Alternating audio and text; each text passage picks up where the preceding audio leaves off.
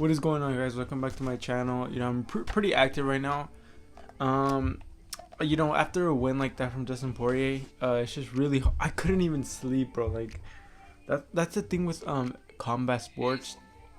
It doesn't matter wrestling, any like sambo. It doesn't matter what sport it is. If it's combat and a big upset like that happens, I mean, true fight fans know you won't be sleeping that night. You'll just be thinking about it the whole night. And I've been really studying. I studied that fight for so long, and I just pictured Conor, like the Conor who won the 2 belts. I pictured that Conor showing up. He just didn't.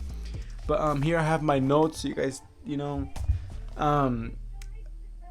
gonna do how I believe Conor should approach his return.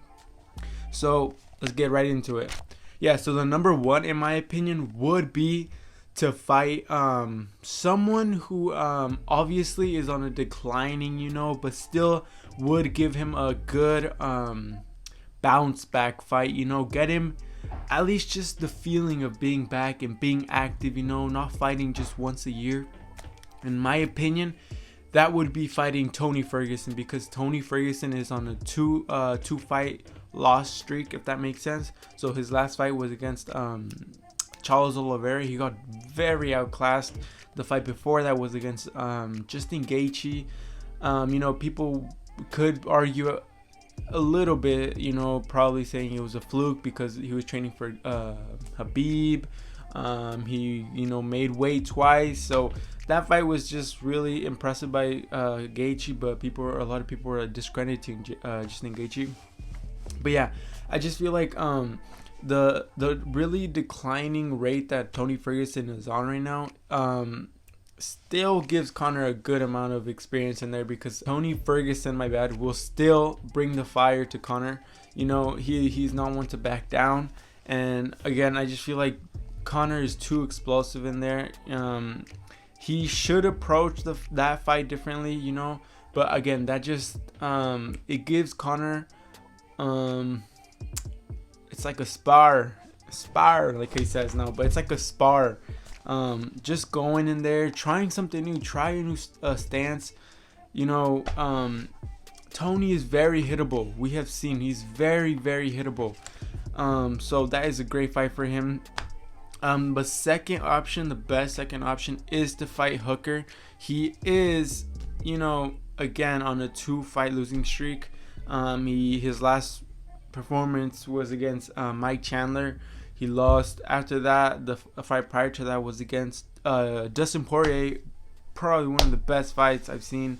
He lost a decision. But Dustin Poirier, did very well against him. That brawl, it was, but I just feel like Conor, if he really wants to be mentioned in that top 3, top 5, he needs a credible win. He can't go be fighting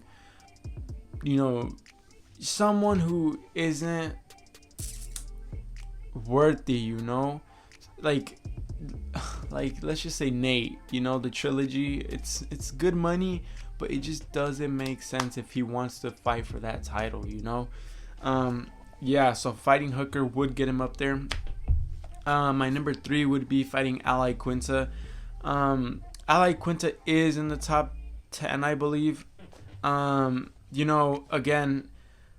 I just feel like now, if you really want to get back to the title, it's not about it's not about big fights.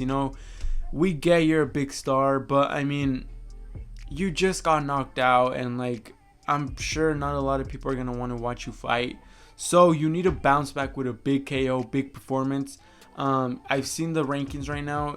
The best fight that, in my opinion, is more suitable for him to win would be against Al Iaquinta. Al Iaquinta did perform very good for fighting, for preparing for a 3-round fight against Khabib. If you guys don't know, Khabib, with that whole Conor incident when Conor threw the dolly at the bus, and then Max Holloway stepped in. It was a crazy, fight week. But Al Iaquinta stepped in, and I think a day or 2 days notice, I'm not sure, against Khabib. He did pretty good. He went all 5 rounds. Um, that's what I'm saying though. He just needs a credible win who will bring him back up to that active feeling, not just once a year. But those are my 3 best decisions I feel like he should take to get close to that title. Now, the risky options I feel like he should take, which will benefit him the most. But again, like I said, it's very risky because if you lose, you're gonna be on a 2-fight losing streak. My number 1 would be fighting RDA. RDA, they were scheduled to fight a while ago for the champion versus champion. Obviously, that fight fell through. That's why he fought Nate in the first place. But RDA is a southpaw, just like Dustin Poirier. Dustin, again, showed how effective the calf kicks are against Conor. RDA has some very good leg kicks. He ripped apart the legs of Nate Diaz. He won that fight very comfortably. He's a very experienced fighter who will threat the takedown. He's very fast. He fought, I can't remember, no, Islam. He was scheduled to fight Islam. Sorry guys, I'm going kind of blank, but he fought someone. I can't remember off the top of my head, but his straight punch was very fast. Like I said, he gives that, how do I say it? Just like that level of complete fighter. He gives off that, that feeling when he fights. He's a complete fighter. He has the wrestling, he has the jiu-jitsu. He was a jiu-jitsu fighter when he first came into the UFC. He built up his striking. He's a very good fighter. He is on on a winning streak right now. Not a winning streak. Well, he's on the win. He's on a win. So if Conor beats him, that is a very big win because RDA has the style probably to ruin the UFC's plans for Conor, in the future. My number 2 pick would be fighting the loser of Justin Gaethje and Oliveira. This, in my opinion, is the most riskiest thing he could take because, listen here. With Oliveira, what do you think about him when you think about him, you think about the great wrestling he showed against Tony Ferguson. He has the most submissions. I'm pretty sure he has the most submissions. He's a complete fighter. He has, lost and he has came back like Dustin Poirier. So he has that drive. He has that drive to get to the title. And I feel like Charles Oliveira is a very heavy wrestler, which was very effective against Conor. With Khabib fighting Conor, it was very effective, draining him, getting him to those later rounds, exhausting him early. So I feel like that fight is not going to go, the way that Conor wants to. But again, a win over Charles Oliveira would get him back up there. My other opinion is obviously just say that Oliveira wins and Justin's a loser. Justin Gaethje against Conor McGregor. Justin Gaethje, in my opinion, after seeing Conor fight, I feel like Justin Gaethje is the hardest hitting 155er right now. You saw the pressure advantage that he showed against Dustin Poirier. He was pressuring him with those leg kicks. He has one of, if not the most brutal leg kicks. If you have watched him fight, he breaks his opponents down with the pressure, non-stop, fast-paced, the body work, not body work, but the leg work, and all of that. But he is hittable. He's very hittable. He has had those big wars. He has been in those, not emotional fights, but he does get into those very personal fights against Michael Johnson. That was a very big fight. Big brawl. I just feel like when he fights that way, he is more hittable because he fought that way against Eddie Alvarez and Dustin Poirier, and he got put away both of those times. Eddie Alvarez isn't known for being a striker, yet he put Justin Gaethje away. So I feel like if Conor takes an approach of being very disrespectful, I know he's a father and he doesn't want to go there, but I feel like if he wants to get into that top 5 and get close to that title, he needs to get very personal with Justin Gaethje. Justin Gaethje hasn't been saying nice stuff either, So I feel like if he opens up and right away just shows that 2016 Conor, the trash talking Conor, he will get inside Justin Gaethje's head and hopefully land that big punch to put him away and get him to the top 5, hopefully getting him a title shot. Alright guys, I'm going to try to make this fast. I have a lot of speaking problems, sometimes my words don't come out right. But I'm going to try to take my Okay, that's gonna stay in the video so you guys know. I'm gonna try to do it fast, you know. But Dustin Poirier has said, you know, fighting Mike Chandler wouldn't really interest him, and I understand that because it's his first fight. He has just knocked out the guy who Dustin Poirier just beat. So it doesn't really make sense if you put him against there just right away for the title. You know, it's almost like when Conor won the 145 belt. You putting him up there right away, not even winning a fight at 155, and you're already putting him up to fight for the belt. You know, so it's like, you know, get a few more wins. You know, build yourself up, because Dustin has fought his way up to the belt completely. You know, took that loss from Khabib and built his way up again. So I feel like, let's talk about Dustin Poirier right now.